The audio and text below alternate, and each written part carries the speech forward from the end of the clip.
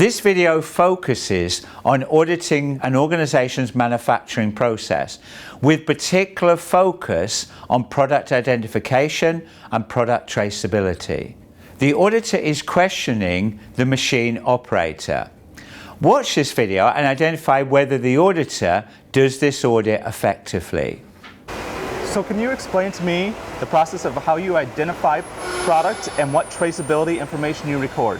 Yeah, so obviously we've been looking at my machine over here. So when the finished product is produced, we put it in these stillages, and each stillage has a traceability label. So this material, PLA 001 SUB, that's the batch of the material that I've produced today over there. Okay. So each stillage would have one of these cards. Okay. Yeah. And that's the card for this batch? Yeah. So that's the card for this batch, yeah. And what about the material certificate for the batch?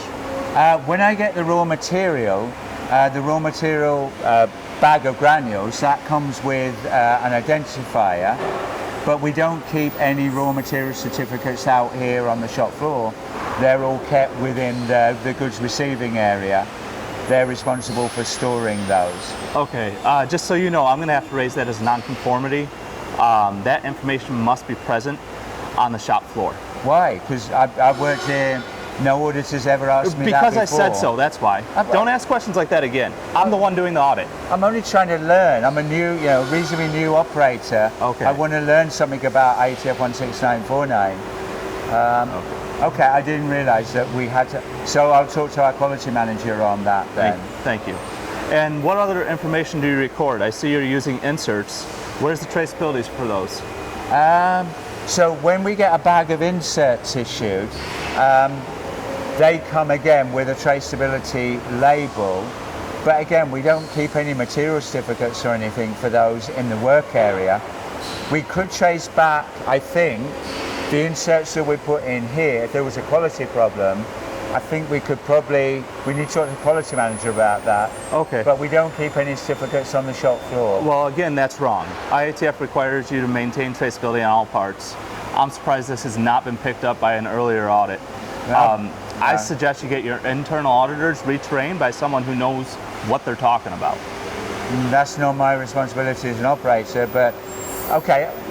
I'll call our quality manager and maybe he can help you further. Yeah, good idea. I'm only doing my job by operating the machine. All right, well, thank you. So let's summarize.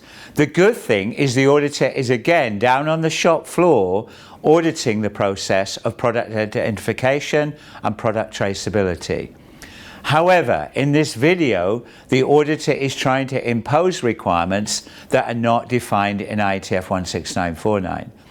IATF 16949 requirement 8.5.2.1, identification traceability, requires an organization to develop and document traceability plans.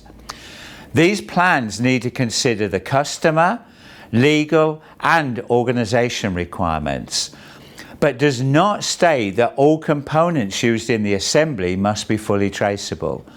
So in this example, the auditor is trying to impose their own requirements.